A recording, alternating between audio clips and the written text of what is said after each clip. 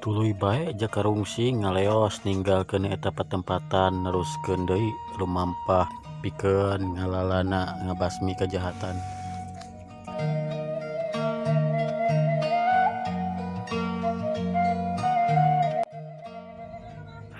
Kira-kira wanci tengah poe Jakarungsing anjog ka hiji lembur nu ngaranana Jatingora.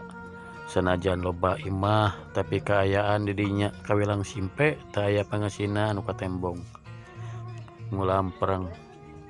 Waktu nempo aya tangkal kai anu ngarampidak Jakarungsing ngeureunkeun lengkahna tuluy nyamperkeun ka eta tangkal nu maksudna mah rek reureuh sakalian murak timbal pamerena Mang Uban. Karek oge sababaraha huap manehna dahar. Katembong ti belah kulon aya seorang awewe lelumpatan. Bari ngelek wadah seusehan di tukangeunana aya 3 urang lalaki nu ngaberik. Mun nempo tina paromana mah tetela eta awewe teh bangun sieun ka cida. Jung Jakarungsing nangtung barang nuker diudag teh ngaliwat ka hareupeunana. Tuluy bae ditewak ke leungeunna. Atuh puguh we eta awewe teh ngajerit bari motah. Tenang nyi, moal naon ieu wing mah.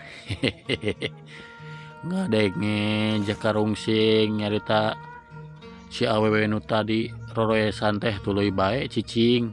Kituna mah sabab manehna boga kayakinan yen lalaki nu geus newak leungeunna teh lain jalma jahat. Seterusna mah manehna teh cicing ditukangan Jakarungsing nalika nu udagna geus nepi ka lebah dinya.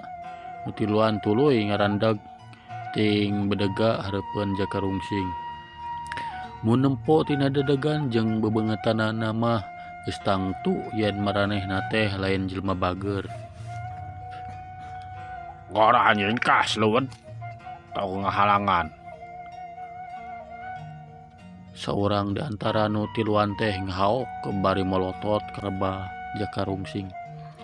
Ari pikeun Jakarungsing mah disentak model kitu teh teu matak ngajadikeun sieun atawa gempeur.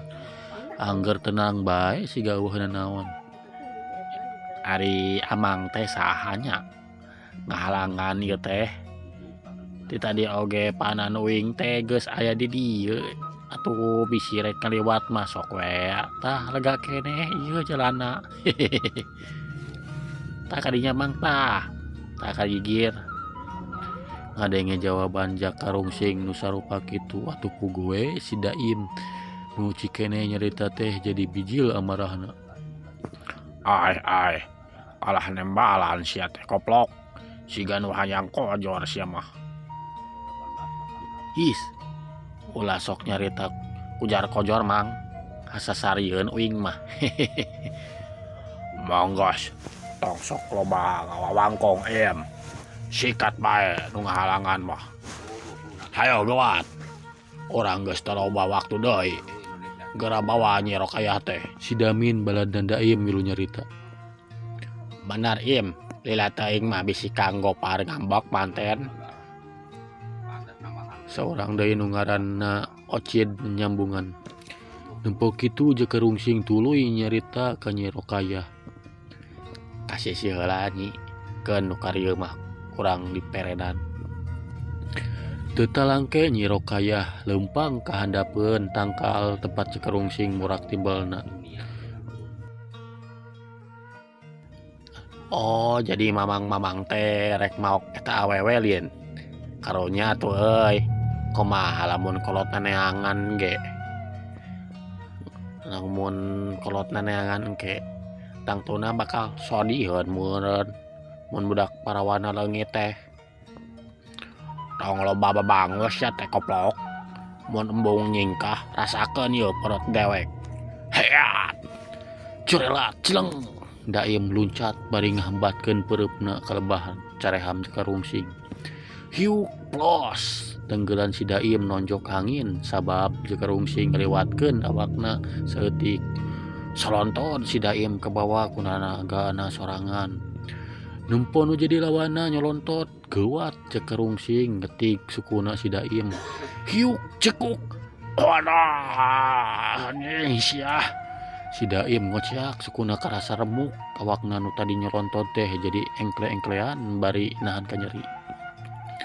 Nempo kitu Damin jeung Ocid silireret duanana surti yen jajakan nu aya di hareupeunana teh lain lawan nu enteng-enteng. Sabab si Damin nu pengartina leuwih punjul ti maranehna duaan oge nyatana mah bisa dielehkeun ku sageprakan wungkul.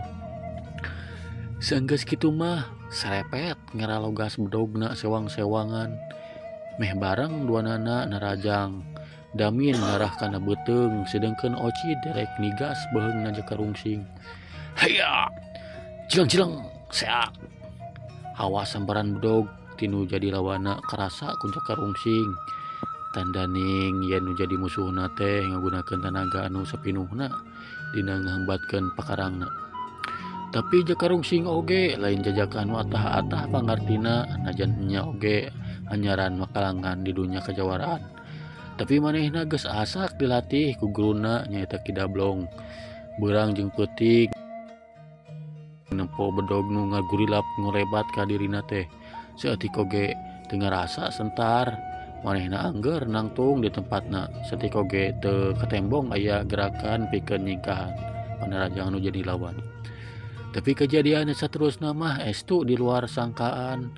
Waktu sajengkal di bedog Ocit jeung Damin rek nepi kana sasaran lep Jakarungsing dongko tuluy ku gerakan nu kawilang gancangna nyawa-nyawa bedog nu duaan teh geus dijepit ku ramo curug jeung jajangkung leungeun kenca jeung katuhuna. Wah rareuwaseunana Ocit jeung Damin waktu ngarandapan kejadian serupa kitu. Sakuat tanaga maranehna rek ngalepaskeun bedog tina jepitan lawan. Tapi orok kaya bujeng kalesot malah teu ongket-ongket acan. Bari dibarenganku nyerengeh seuri Jakarungsing ngagerakeun ramo-ramona anu dipake ngajepit bedog lawan. Patek bedog lawan teh parotong siga nu hipunaker. Atupu gue Ocid jeung Damin jadi ting pelohok teu percaya kana tetempoanana. Sabot duanana keur kitu gancang Jakarungsing ngalepaskeun tenggelanana ka lebah dada nu duaan. Hiu cebrot.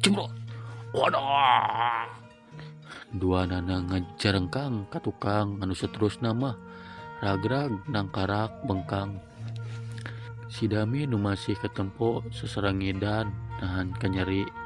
Kalayan bari ingkud-ingkudan tuluy nyampeurkeun ka baladna nu keur nalamru.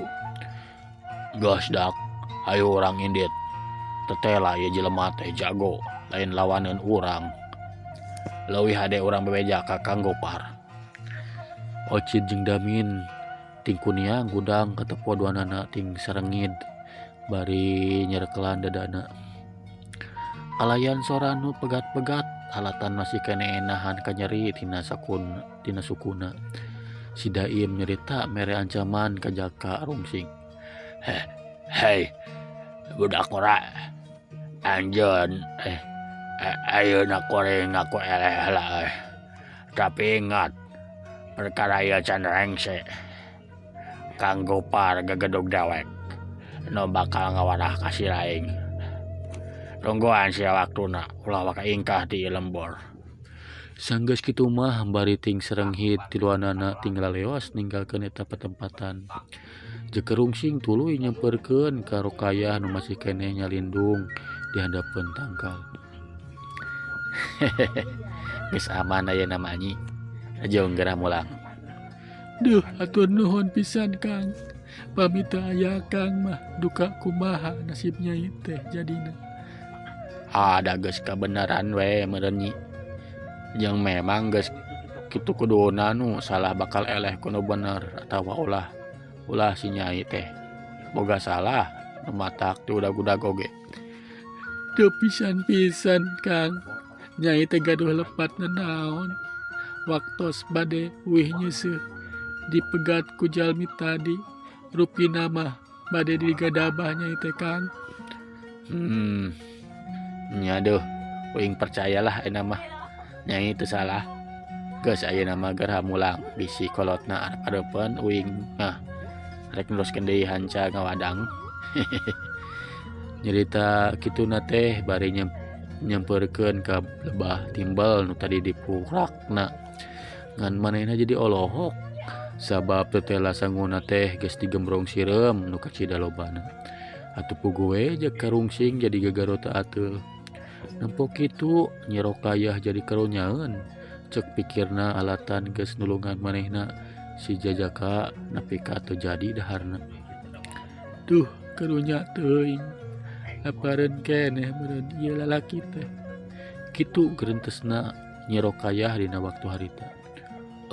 Lain milik uing meureun Nyi. Sanguna ge geus dipuraku sireum geuning. Cek Jaka Rungsing bari gagarota atuh. Karorompok we ka tukang yuk. Aya sangu-sangu acan mah sakantenan pang ngajajabkeun. Bilih nu ngudag deui sieun nyai mah. Jaka Rungsing ngaholang heula sakedeung tapi sanggeus dipikiran deui yen jalma nu tadi tos tarung jeung manehna teh tangtuna oge bakal balik deui ka Lata Lembur. Akhirna mah nya tujuan oge kana pangajakna Nyi Rokayah. Sanggeus kitu mah tuluy duanana lalempang ninggalkeun eta pertempatan rek mulang ka imahna Nyi Rokayah. Barang nepi ka imah di lawang panto keneh geus dipapageun ku bapana Rokayah Ki Sarpa ngaranana nu mangrupakeun pupuhu di eta lembur. Sanggeus Rokayah nyaritakeun kana naon nu tos karandapan ku dirina sarta geus ditulungan ku Jaka Rungsing. Tungtuna mah duanana dititah arasup ku Ki Sarpa. Di jero imah Jaka Rungsing disuguhan si kopi jeung lalawuhna aya goreng pisang, wajit jeung kulub ganyong. Nya terus we diopi ku Jaka Rungsing teh. Sok kadinya jang siepkeun. Kelah ngadahar sangu mah sakedeung deui ge asak. Warag ieu ge Ki majeuna ongkoh wanci kieu mah ngopi teh. Anya jang kabanaran karek anyar nu tuan eta kopi teh. Paengan atuh manis seungit kieu Ki. Jaka Rungsing terus bae ngopi bari sakapeung mah nitenan kayaan di eta pertempatan. Sabot keur kitu di luar aya nu uluk salam sanggeus dititah asup ku Ki Sarpa. Jol saurang lalaki nu ngaranna Boing bari hari weus-weus manehna nyarita. Duh cilaka Ki, anggota lodaya irang tos asup ka ieu lembur. Tadi uing nempo di pasampangan. Geus dieu keula Boing. Kuring ge geus nyaho perkara eta mah. Ki Sarpa leuleuy nyaritana tapi atra tina paromana aya kahariwang anu teu bisa disamunikeun. Bari gek diuk si Boing nanya ke Ki Sarpa rada heran oge tayohna mah. Jadi aki teh tos nyaho nya. Nya aing. Tadi si Kaya rek dicarolik ku 3 urang anggota lodaya irang. Ngan hadena we aya Jang Jaka nu nulungan. Jadi selamat. Tembal Ki Sarpa bari ngareret ka Jaka Rungsing. Si Boing oge jadi milu ngareret manehna kakarak nyadar yen jelema nu aya di gigireunna teh horeng jarma anyar nu can dipikawanoh ku dirina. Tah ieu teh Jang Jaka aing. Jawara nu geus nulungan si Nyai. Ayeuna mah kuring rek tumada we ka manehna. Sangkan daek nulungan ka orang. Sabab geus bisa dipastikeun jeung isuk jaganeng pageto. Karaman lodaya ireng teh bakal datang ngajarah ka dieu. Apanan ewal ti ieu lembur nu encan kadatangan ku maranehna teh. Ki Sarpa dari anakar nyaritana. Alus ari kitu make. Jeung memang geus kuduna urang teh yang hareupan segala rupa nu rek ngaganggu kana katentreman lembur urang ieu. Ulah ngejat komo nepi ka indiet mah. Najannya oge nu bakal dilawan teh nyatana karaman lodaya ireng nu geus puguh kakajemanana. Anapun lamun Kang Jaka ieu daek nulungan sarta ngabantu ka urang atau ka cida alusna, hartina urang teh boga nu ngaluluguan dina ngarepan eta pangacau teh ki. Katembong sumangkat ka cida si Boing teh dina nyaritana. Di lembur Jatinggorama si Boing teh memang geus di istrenan jadi ketua pemuda ku batur-baturna. Jadi teu aneh lamun harita manehna mere kamandang anu sarupa kitu. Menang sakedapan mah Kisarpa rada ngahulang heula dipikir ku manehna. Aya benerna oge omongan si Boing teh. Da memang sanyana lembur tepat dirina dijurukeun teh ulah nepi ka digalaksa ku batur. Najan anya oge anggota Karaman lodaya irang kawilang Karajam sarta Jarago kana tarong. Tapi apanan can dicobaan ngelawan. Minangka pupuh lembur geus sawajarna nyieun tindakan pikeun bumela ka lemah caina. Najan urang lembur nu sakitu lobana teh lolobana mah ukur petani jeung tukang dagang anu teu barisan gelut. Tapi apanan aya si Boing jeung sababaraha urang baturna nu sok latihan ilmu silat ka dirina. Lamun sadela ieu teu weleh dilimpudan ku kasieun teh eta alatan geus epes meer ti heula ku nu ngaranan Kang Gopar alias si Gelang Iblis nu jadi gagedug eta Karaman. Banar cek ilaing Boing, orang teu bisa cicing ke bae. Salilana diririwaan ku kasieun. Ari geus ngayakeun perlawanan mah moal panasaran teuing meureun. Ayeuna kari kumaha Jang Jaka, nah daek ngabantu orang. Kisarpa neuteup ka Jaka Rungsing. Nya uing mah hayu wae ki. Kangaranan pikeun ngapela nu bener mah siap sapiduhna. Siap sapinuna apanan cek ku uing ge. Kudu dibasmi tah sagala rupa kajahatan teh ki. Jaka Rungsing tenang nakar dina nembalan pananya Kisarpa teh. Ja syukur atuh arek kitu mah Jang. Kuring salaku pupuh di lembur ngaturkeun rewu nuhun ngaturkeun rewu nuhun ka Jang Jaka. Nya ki uing ge nuhun yeuh dibere cikopi. Perkara ngopi matong pati di pikiran teuing Jang. Rek sapoe 4 kali oge pek bae. Nyambung ari loba bating mah atuh ki isi deung hate. Si Boing mah kalah nempokeun ka Jaka Rungsing teh aya rasa cangcaya lamun jajakan nu aya di hareupeunana teh hiji jawara nu luhur elmuna. Pedah eta we nempo pamulahna Jaka Rungsing anu sareng selengeh wae jiga jalma kurang saeutik. Tapi sanggeus inget katilu urang anggota Karaman nu kayanana sakitu ripuhna. Sageusna patulak jeung Jaka Rungsing waktukeun nulungan Nyi Rokaya. Akhirna mah manehna ngarasa gede hate oge. Tah ayeuna mah geura kumpulkeun barudak nu sok latihan teh ing. Ti mimiti ayeuna urang kudu geus tatan-tatan pikeun yang harapan kajadian nu rek datang. Dewek sanggup ngaharepan karek 4 urang anggota Karaman mah keun jadugna mah bagian Jang Jaka ning harepanana. Ngadenge kekecapan ti nu jadi pupuh lembur sekaligus minangka guruna mah si Boing tuluy bae amitan pikeun ngumpulkeun barudak ngora saluyu jeung nu diparentahkeun ku Kisarpa. Saditinggalkeunana ku si Boing tuluy Kisarpa nyarita ka Jaka Rungsing. Dina ngayonan si Gopar Jang Jaka kudu hati-hati jeung waspada. Sabab eta jadugna Karaman teh kawilang hiji jawara anu luhur wawasena. Elmu silatna kalintang hese di Teleuman. Ditambah deui ku miboga pakarang nu ngaranna Gelang Iblis. Geus loba para jago nu jadi korbanna oge. Tenang bae atuh ki satungtung si manehanana masih kene ngadahar sangu mah. Tong dipake ka hariwang atuh. atawa sieun lamun daharna batu jeung seuneu tah kakarak kudu dipikiran bener teh Ki. Benar oge ari palebah dinya nama jang tapi taya salahna lah mun jang jaka mika nyaho kana kahebatan lawan. Kisar pak mungkin regreg bae hatena sabab tetela jaka rucing teh pisan riuk-riuk kasieun najan geus dicaritakeun ngeunaan kajagoan anak si Gopar jadukan jadukna Karaman Lodaya Ireng.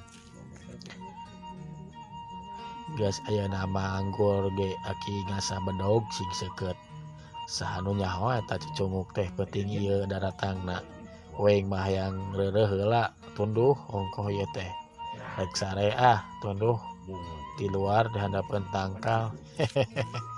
Kisar paukur nyarengeh bari unggul saterusna mah jaka rungsing keluar muru ka tangkal gede nu aya di luhuruan imah. Ari Kisar pak bener bae nurut kana parentah jaka rungsing pikeun ka sabedogna. Sedengkeun di markasna Karaman Lodaya Ireng mah